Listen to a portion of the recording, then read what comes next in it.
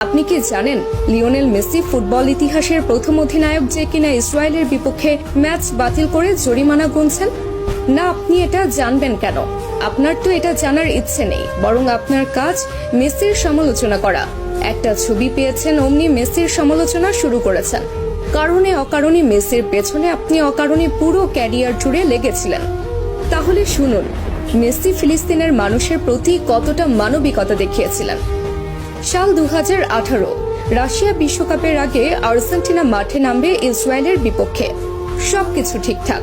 ঠিক সেই মুহূর্তে ফিলিস্তিনের তরফ থেকে জানানো হলো এই ম্যাচটা যেন আর্জেন্টিনা বাতিল করে।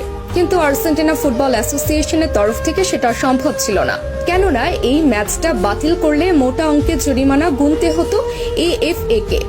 আর অর্থনৈতিক দৈন্য দশায় ভোগা আর্জেন্টিনা ফুটবল অ্যাসোসিয়েশনের তরফ থেকে সেটা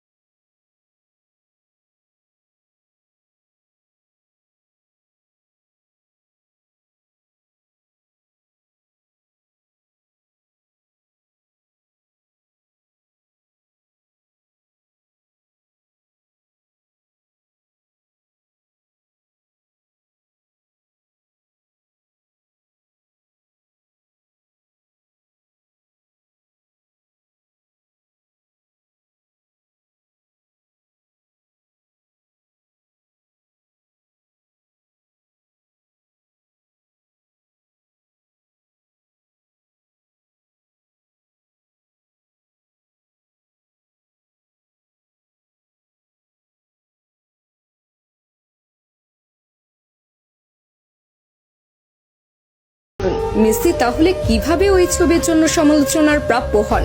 বরং মেসি ফিলিস্তিনের জন্য যা করেছে আজ পর্যন্ত ফুটবল ইতিহাসের আর কোনো অধিনায়ক করে দেখাতে পারেননি।